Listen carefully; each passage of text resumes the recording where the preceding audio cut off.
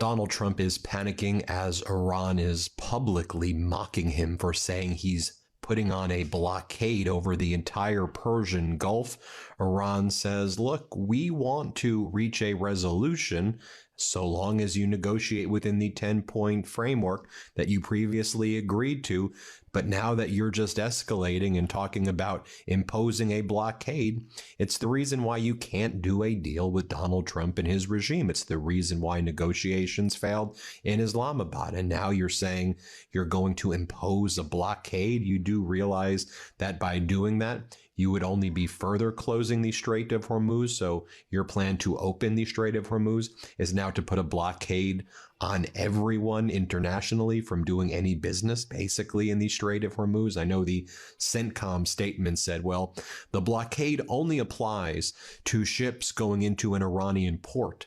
Well, it's much more murky than that if you actually understand the flow of oil, because when you look at the Persian Gulf, oftentimes Iranian oil moves to other areas, and areas that are considered to depart from Iranian ports end up stopping by in nearby countries so that it doesn't just stop in an Iranian port. But okay, Trump regime and CENTCOM, you're doing a blockade 10 a.m. today. That's what you're saying.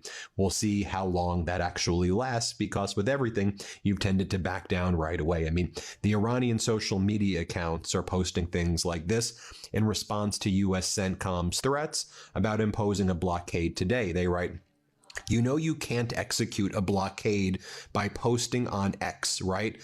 Like, you have to actually bring your ships closer. That's what the United States has become right now. And it's so hard to kind of wrap our heads around how utterly weak. I know Trump's weak and pathetic, but you've got Iran mocking CENTCOM. Iran is mocking CENTCOM and saying, you know, if you want to do a blockade, CENTCOM, you got to move your ships closer. I mean, you remember 2 days ago during those failed negotiations in Islamabad, Pakistan, where CENTCOM posted that 2 Navy destroyers went through the Strait of Hormuz and engaged in a successful mine-sweeping operation.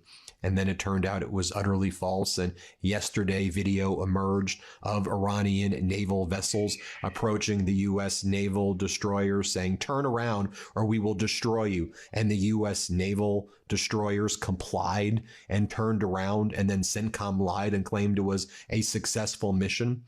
That is how weak and pathetic Donald Trump is, that is what he's turned our proud and strong Navy into. In the hands of a weak and pathetic human being like Donald Trump, even the strongest Navy, the strongest Army, the strongest military is reduced to becoming a Trumpian, bankrupted casino. It is a sad sight.